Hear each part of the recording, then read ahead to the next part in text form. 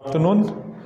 ये अपना first half का आंसर राइटिंग सेशन है जिसमें अपने को रशियन और वर्ल्ड वॉर्स की आंसर राइटिंग करनी थी। सबसे पहला क्वेश्चन जो अपना आज का है दैट इज ट्रिपल एंटेंटे। ठीक है, triple entente was an informal alliance. ठीक है, इनफॉर्मल अलायंस का फॉर्मल एग्रीमेंट नहीं था, इनफॉर्मल अंडरस्टैंडिंग या अलायंस बोल सकते हैं between Russia, France and Britain, तीन चीज़ों के बीच में। ठीक है, पहला पॉइंट तो अपना ये आएगा, इनफॉर्मल सीक्रेट अलायंस था इन तीनों के बीच में। सेकेंड पॉइंट हम लिख सकते हैं this was based on Franco Russian military alliance. Entente cordial, entente cordial was between London and Paris, मतलब कि ब्रिटेन और फ्रांस के बीच में एंटेंटे कॉर्डियल था, मतलब कि एक informal understanding between the two. And similarly Anglo Russian relationships, ये तीन रिलेशनशिप्स थे आपस में, बायलैटरल रिलेशनशिप्स। इन तीन बायलैटरल रिलेशनशिप्स को अगर तुम देखोगे तो तीनों के बीच में आपस में कुछ ना कुछ कोऑर्डिनेशन है। ठीक है, इन तीनों के कोऑर्डिनेशन की वजह से एक इनफॉर्मल अंडरस्टैंडिंग जिसको हम बोल सकते हैं वो उसी को हम नाम देते हैं ट्रिपल एंटेंटे। ठीक है, ये हमारा दूसरा पॉइंट होगा कि this was based on three things. पहला, entente cordiale between Britain and France. Second, Anglo Russian relations. And third is Franco Russian military relations. इन तीनों के ऊपर बेस करके ये एंटेंटे कॉर्डियल ट्रिपल एंटेंटे बनाया गया था। तीसरा पॉइंट हम देंगे कि this was a perfect counter to triple alliance of Germany, Hungary and Austria. ठीक है, इन तीनों का ट्रिपल अलायंस था ना वर्ल्ड वॉर में, इनके ट्रिपल अलायंस को खत्म करने के लिए, काउंटर करने के लिए परफेक्ट अलायंस था ट्रिपल एंटेंटे। क्लियर है, ये तीन पॉइंट्स आएंगे। ठीक है, और इसमें एक पॉइंट, पहले पॉइंट में जरूर ये मेंशन करना before world war one, this was a alliance before world war one. ठीक है, नेक्स्ट वी हैव लेनिन। ठीक है, Lenin was a Russian politician, revolutionary and member of the Bolshevik, head of the Bolshevik party. He also headed Bolshevik revolution of 1917 in Russia. ठीक है, founder of Russian communist party. ठीक है, he was also head of the state of Russia after the Russian Revolution. ठीक है, तो ये कुछ feeder points हैं जिनके बेसिस पे अपन आंसर बनाएंगे। साइमल्टेनियसली इसमें हम ये भी लिखेंगे कि उसकी आइडियोलॉजी क्या थी। Ideology was communist socialist based on the ideology of principles of Karl Marx. ठीक है, ये हम चीज़ें लिखेंगे। इसके बाद में एक फीडर पॉइंट यहाँ पर ये भी है कि Lenin introduce new economic policy in Russia after 1917 revolution. ठीक है, तो ये कुछ फीडर पॉइंट्स हैं, इनको मिला करके इनके सेंटेंसेस इसको मर्ज कर करके हम आंसर लिखेंगे।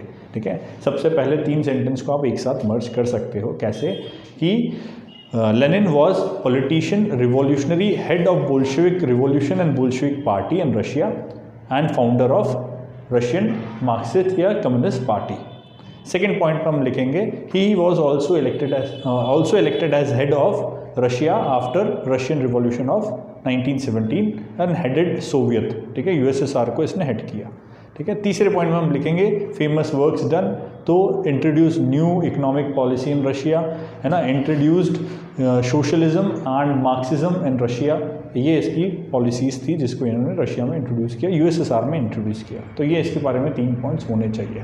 ठीक है, रशियन रिवॉल्यूशन में भी है, ये अपन ने पहले पॉइंट में डाल दिया। क्लियर है।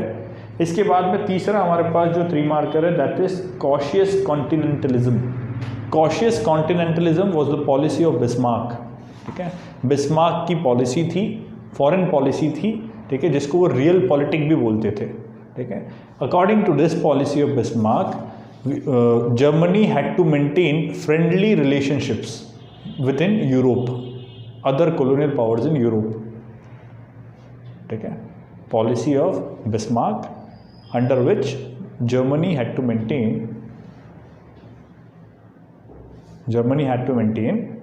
what? Friendly relationships with other parts of Europe.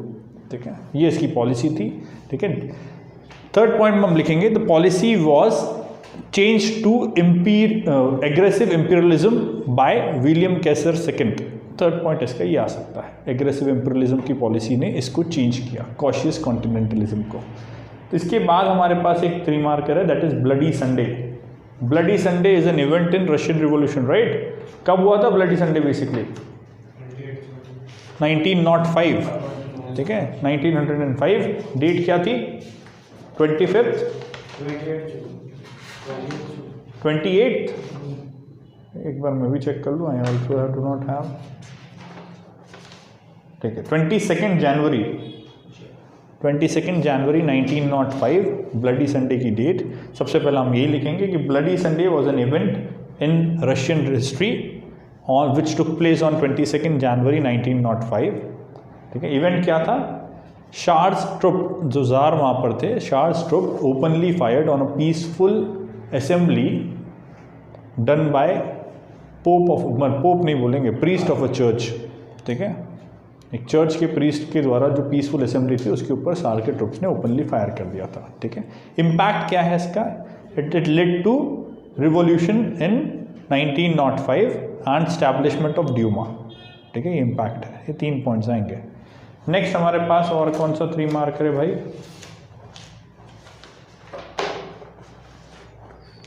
Next we have Pearl Harbor attack. ठीक है, पर्ल हार्बर अटैक जो है, Pearl Harbor belong to USA, है ना. यूएसए का नेवल शिप था. ठीक है, जिसके ऊपर जापान ने अटैक किया था. कब किया था? 1941. ठीक है, तो आ गया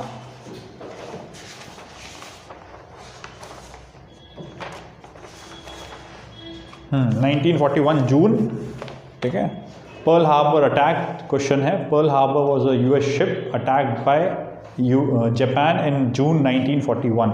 ये अपने को इंसिडेंट लिखना है. ठीक है, इसके बाद सेकंड हमको लिखना है पॉइंट यहाँ पर, this led to involvement of USA in world war 2. USA का इन्वॉल्वमेंट इसी वजह से हुआ वर्ल्ड वॉर 2 में. ठीक है, चलो नेक्स्ट 3 मार्कर क्या है? Molotov Ribbentrop pact. Molotov was a foreign minister of Russia, है ना, और Ribbentrop was the foreign minister of Germany. ठीक है, this pact was signed on 23 August 1939. ठीक है, और इस पैक्ट के अंतर्गत ये सुविधा की गई कि Russia and Germany will follow a non aggression policy in the region of Poland. Poland को विभाजित करके रखेंगे और वहाँ पर हम नॉन एग्रेशन पॉलिसी लेंगे, मतलब दोनों ही अटैक नहीं करेंगे. Simultaneously none of them will make an alliance with enemies of each other, मतलब एक दूसरे के एनिमीज के साथ अलायंस नहीं करेंगे. ये इस एग्रीमेंट का पार्ट था. तीसरा पॉइंट इसमें लिखेंगे, soon it was the agreement was violated by Germany by attacking Poland, by invading Poland on 1st September 1939. खाली 7 या 8 दिन के बाद ही इसको वायलेट कर दिया गया था. And finally the pact was terminated in 1941 में पैक्ट को टर्मिनेट भी कर दिया था. ठीक है, तो Ribbentrop pact, Molotov Ribbentrop pact signed on signed between this, और उस पैक्ट के अंदर क्या था ये हमको लिखना है मेजरली. इसके बाद के 2 पॉइंट्स अगर आपके पास जगह हो तो लिख सकते हैं कि कब पैक्ट को ख़त्म किया गया और कब पैक्ट को वायलेट किया गया. ठीक है, आखिरी के 2 पॉइंट्स है, कभी भी लिख सकते हैं. सबसे पहला कब, दूसरा किसके बीच में साइन हुआ, तीसरा ठीक है क्या था पैक्ट के अंदर. तो नॉन एग्रेशन पैक्ट था bit for the land of Poland. Poland को मतलब एक तरीके से कब्जा नहीं करने के लिए एक नॉन एग्रेसिव पैक्ट साइन किया गया था. ठीक है, नेक्स्ट हमारे पास है पॉट्सडैम डिक्लेरेशन. ठीक है, पॉट्सडैम डिक्लेरेशन जुलाई 1945 में इशू किया गया था. ठीक है, किसके द्वारा? रशिया, ब्रिटेन, ठीक है, फ्रांस और चाइना, टू फोर्स जापान या to declare the terms of surrender for Japan. Japan की सरेंडर की टर्म्स को डिक्लेयर करने के लिए. ठीक है, ड्यूरिंग वर्ल्ड वॉर. ठीक है, already Germany had surrendered, but Potsdam declaration के माध्यम से इन लोगों ने डिक्लेयर किया कि जापान को किन कंडीशंस पर सरेंडर करना पड़ेगा. सेकेंड पॉइंट हम लिखेंगे कि जापानीज प्राइम मिनिस्टर थ्वार्टेड, मतलब कि उन्होंने मना कर दिया कि इस डिक्लेरेशन को हम रिजेक्ट करते हैं. ठीक है, एंड एज अ आफ्टरमेथ इसकी वजह से, रिजेक्ट करने की वजह से, Japan was attacked by USA at Hiroshima and Nagasaki. So these were the events. ठीक है, next we have some 6 markers. First 6 marker we have described the major provisions of Treaty of Versailles. वर्सलीज की treaty के major provision उनको बताने हैं, ठीक है। तो वर्सलीज की ट्रीटी जो है उसके साथ स्टार्ट करेंगे, कब साइन हुई, ठीक है, क्या ट्रीटी थी, तो it was a peace treaty, ठीक है, to end world war 1, sign between central powers and Germany, central powers नहीं, एक्सिस पावर्स एंड जर्मनी, इनके बीच में साइन किया गया था, ठीक है। एंड कब साइन हुआ था इसके साथ अपन इंट्रोड्यूस करेंगे। कब साइन हुआ था? 28 जून शायद, राइट, 1919, ठीक है।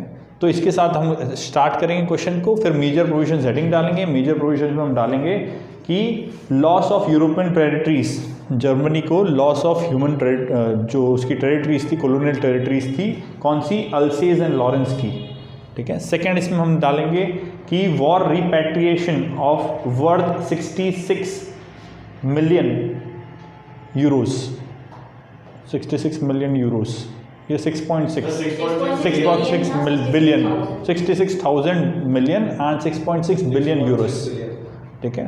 तो ये हमको यहाँ पर मेंशन करना है, इतना वॉर रिपैट्रिएशन था। इसके बाद द पॉलिसी ऑल्सो द, मतलब जो वर्सलीज की ट्रीटी थी इसके अंतर्गत ये भी प्रोविजन किया गया कि demilitarisation of Germany cannot have armaments, cannot manufacture armaments, and even Germany has to demilitarize itself. Limit करना पड़ेगा, कम करनी पड़ेगी मिलिट्री। इसके अलावा Germany lost African countries like Togoland और उसकी अफ्रीकन कॉलोनीज जो थी वो भी उसको खोनी पड़ी, ठीक है। कंक्लूजन में हम लिखेंगे कि it was a humiliating treaty on Germany which showed the seeds of world war 2। ये हमारा कंक्लूजन होगा। नहीं, वो अलग था, लीग ऑफ नेशंस अलग है, इससे साथ नहीं, ठीक है। नेक्स्ट, रशियन रिवॉल्यूशन के आउटकम्स, ठीक है। रशियन रिवॉल्यूशन के आउटकम्स जो हमको इमीडिएटली रशिया में देखने को मिलते हैं, एक तो abolition of capitalism, abolition of monarchy, ठीक है, overthrow of monarchy, establishment of Soviet Russia, establishment of Marxist and communist ideology, ठीक है। इसके बाद abolition of private property in Russia, community farming को बढ़ावा दिया गया रशिया के अंदर। ये सब चीज़ें जो है इसके outcomes, immediate outcomes in Russia, ठीक है।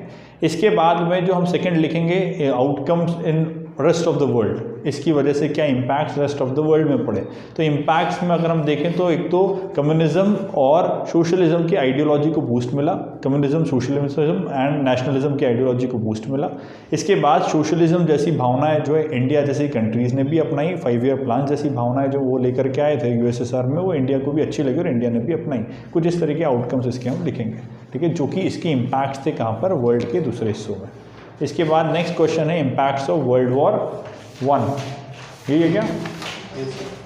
तो इन दोनों तरह के इम्पैक्ट्स लिख सकते हैं, पॉजिटिव इम्पैक्ट्स लिखेंगे, नेगेटिव इम्पैक्ट्स लिखेंगे। वर्ल्ड वॉर 1 के पॉजिटिव इम्पैक्ट्स में अगर हम देखें तो change in the status of women, क्योंकि सब लड़के लोग जो हैं या फिर मेल्स जो है वो वॉर पे थे उस समय पर, फीमेल्स का पार्टिसिपेशन वर्कफोर्स में बढ़ने लगा और labour force participation of females increase, इससे वुमेन एम्पावरमेंट थोड़ा सा मिला, है ना। इसके बाद में माइनॉरिटीज़ की प्रॉब्लम सॉल्व करने की बात इसमें की गई वर्ल्ड वॉर 1 के आफ्टरमैथ में अगर हम देखें तो, ठीक है। 5 मोनार्कीज़ खत्म हो गई, जर्मनी की मोनार्की खत्म हो गई, ऑटोमन एम्पायर की मोनार्की खत्म हो गई, ऑस्ट्रिया हंगरियन एम्पायर खत्म हो गया, रशिया की मोनार्की खत्म हो गई और टर्की की मोनार्की खत्म हो गई बिकॉज ऑफ वर्ल्ड वॉर 1, ठीक है। वर्ल्ड वॉर 1 का एक पॉजिटिव इम्पैक्ट है कि मोनार्कीज खत्म हुई, ठीक है। इक्वालिटी ऑफ रेसेस, सब लोगों को साथ में लड़ना पड़ा, इसलिए कोई रेसिज्म और ये सब चीज़ें नहीं आई, सब लोग साथ में लड़ रहे थे। रेसिज्म जो हमारा चीज़ कॉन्सेप्ट था वो धीरे से साइड में चले गया, क्योंकि जब वॉर होता है तो सब लोग साथ में लड़ते हैं, ठीक है। तो रेसिज्म में मतलब इक्वालिटी आई, रेसिज्म खत्म हुआ, ठीक है।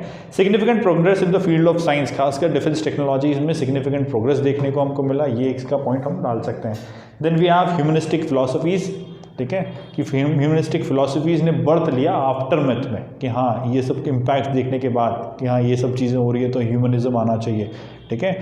इसके बाद इम्पैक्ट में हम देखें तो लीग ऑफ नेशन जैसे जो ऑर्गेनाइजेशंस हैं वो गठित हुए, ये इसका पॉजिटिव इम्पैक्ट देखने। नेगेटिव इम्पैक्ट में इकोनॉमिक इम्पैक्ट हम देख सकते हैं, नेगेटिव की इकोनॉमिक लॉस हुआ, ठीक है। इकोनॉमिक लॉस में आप बात कर सकते हैं कि loss of man power, war, deaths, ये सब चीज़ें इकोनॉमिक लॉस के फॉर्म में आ जाएगी। ह्यूमन लॉस हुआ, बहुत सारे ह्यूमन्स मरे, ठीक है, 8 मिलियन पीपल लगभग मरे हैं और 20 मिलियन पीपल वुंडेड हुए हैं, ठीक है, that is human loss. Social impact है, कल्चरल डैमेज हुआ, बहुत सारा कल्चरल हेरिटेज, कल्चरल मॉन्यूमेंट जो है डिस्ट्रॉय किए गए वर्ल्ड वॉर 1 में, ठीक है। तो ये इसका कल्चरल लॉस भी है। तो दोनों तरह के इम्पैक्ट्स हमको देखने को मिलते हैं, ठीक है। कंक्लूजन हम लिखेंगे कि आफ्टरमैथ ऑफ या इम्पैक्ट्स ऑफ या फिर aftermath of world war 1 laid the stones of world war 2, ये इसका मेजर इम्पैक्ट देखने को मिलता है। मतलब वर्ल्ड वॉर 1 का इम्पैक्ट ही है कि वर्ल्ड वॉर 2 हुआ, ठीक है। ये भी हम लिख सकते हैं, आफ्टरमैथ ही है जो वर्ल्ड वॉर 2 हुआ, ठीक है। ये क्वेश्चन अपने 6 मार्कर्स लगभग डील हो गए। 15 मार्कर हमारे पास एक है, ठीक है। क्या है 15 मार्कर?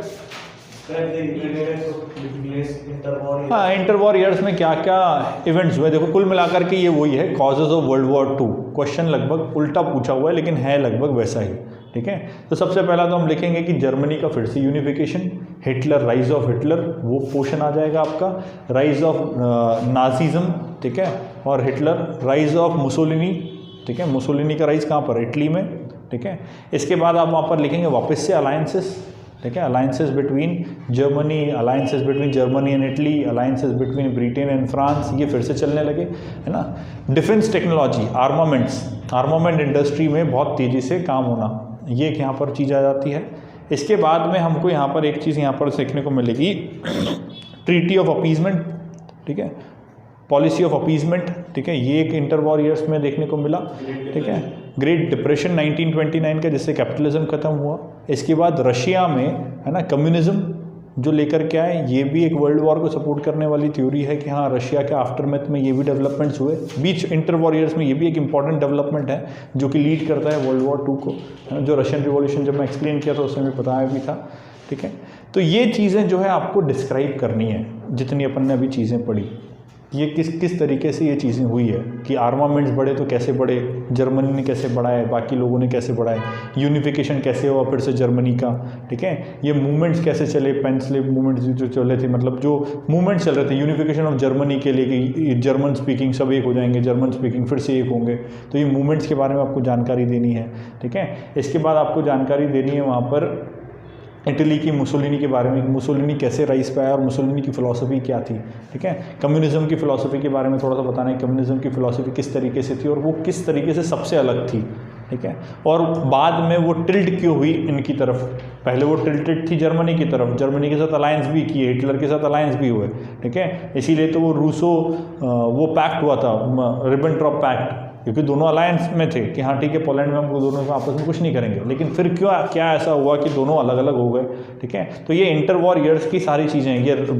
अलायंसेस बनना, ये पैक्ट्स बनना, ठीक है, जितने पैक्ट साइन हुए सब इंटर वॉर ईयर्स की कहानियाँ हैं। तो इसको लेकर के आपको डिस्क्रिप्शंस लिखने पड़ेंगे, है ना। पहले हेडिंग डाली, उसके अंदर डिस्क्रिप्शन कि हाँ ये चीज़ें हैं, फिर हेडिंग डाली, फिर डिस्क्रिप्शन, ठीक है। Treaty of Versailles itself is aftermath, वो भी इंटर वॉर ईयर के ही इसमें आएगा, वो भी डाल सकते हैं अपन। Treaty of Versailles, failure of League of Nations, ठीक है, ये सब चीज़ें आएगी। आईएलओ का फेलियर अपने आप में, ये भी इंटर वॉर ईयर्स के बीच के इवेंट्स हैं, ठीक है। ये सब चीज़ें हम डालेंगे इस पर्टिकुलर क्वेश्चन के अंदर, इनको डिस्क्राइब करेंगे थोड़ा थोड़ा, तब जाके 15 मार्कर हमारा बनेगा। क्लियर है यहाँ तक। एक 3 मार्कर अपन मिस किए, दैट इज वेल्ट पॉलिटिक, ठीक है। Belt politic was the foreign policy of William Kesar second, Kesar William second, monarch of Germany, ठीक है। इन भाई साहब ने जो ये पॉलिसी लेकर के आए थे, that was complete U turn from the policy of real politic of Bismarck.